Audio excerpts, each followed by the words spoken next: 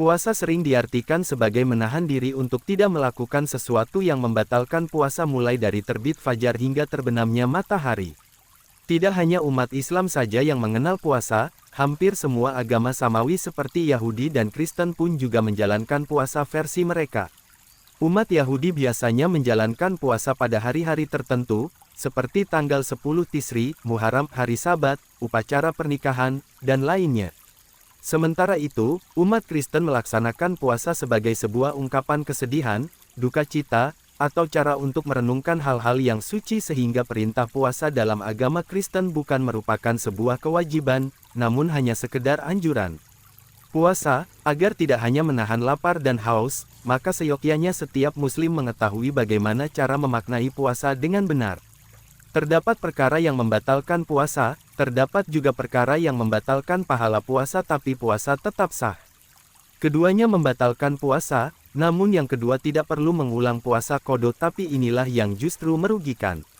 Dalam sebuah hadis disebutkan bahwa terdapat 5 perkara yang membatalkan pahala puasa, diantaranya adalah menyebar hoaks atau kabar bohong, ghibah, adu domba, melihat lawan jenis dengan syahwat, dan sumpah dusta.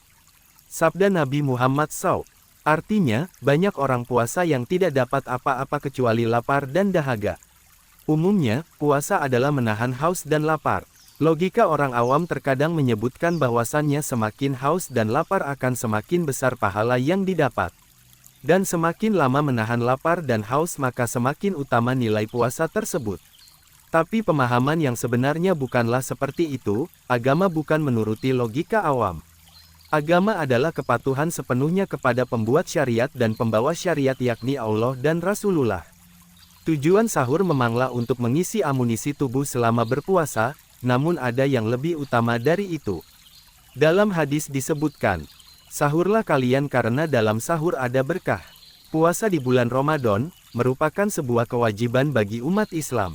Mengapa demikian? Mengapa Allah memerintahkan menahan lapar dan haus dengan diwajibkannya puasa Ramadan? Hal ini disebabkan sumber segala kebahagiaan dan keberuntungan adalah takwa sedangkan sumber segala bencana, musibah, dan penderitaan di dunia dan akhirat adalah maksiat. Di antara sumber maksiat adalah syahwat dan setan. Syahwat bertempat di perut dan di bawah perut farji kelamin, sedangkan setan tempatnya di aliran darah. Oleh karena itu, untuk mengendalikan syahwat dan setan salah satunya dengan cara latihan lapar dan haus. Dalam hadis yang diriwayatkan oleh Bukhari Muslim dijelaskan, setan itu menyusup dalam diri manusia melalui aliran darah, maka sempitkanlah jalan setan dengan lapar. Muttafaqun alaih. Bulan Ramadan memang penuh rahmat dan ampunan dari Allah. Salah satu jalan mendapatkannya adalah dengan melaksanakan kewajiban di bulan ini, yakni puasa. Yang dimaksud bukan hanya sekedar tidak makan dan minum, namun lebih dari itu. Manusia harus mengetahui arti puasa yang sesungguhnya, agar tidak tergolong menjadi manusia yang merugi dan menyesal ketika sudah kembali ke ilahi Robi. Imam Ibnu Jauzi berkata, demi Allah, seandainya diperintahkan kepada orang yang sudah wafat untuk berandai-andai, seandainya mereka bisa hidup kembali ke dunia, mereka akan mengandai-andai 1 hari di bulan Ramadan. Ramadan menjadi bulan untuk membiasakan diri melakukan kebaikan di seluruh hari, tujuannya adalah di bulan setelah Ramadan kebaikan tersebut tetap dilakukan, tidak hanya terhenti ketika Ramadan berakhir. Dan jangan sampai Ramadan sengaja mempercepat diri untuk berakhir, karena risih melihat tingkah umat Islam yang tak tahu cara menyambutnya.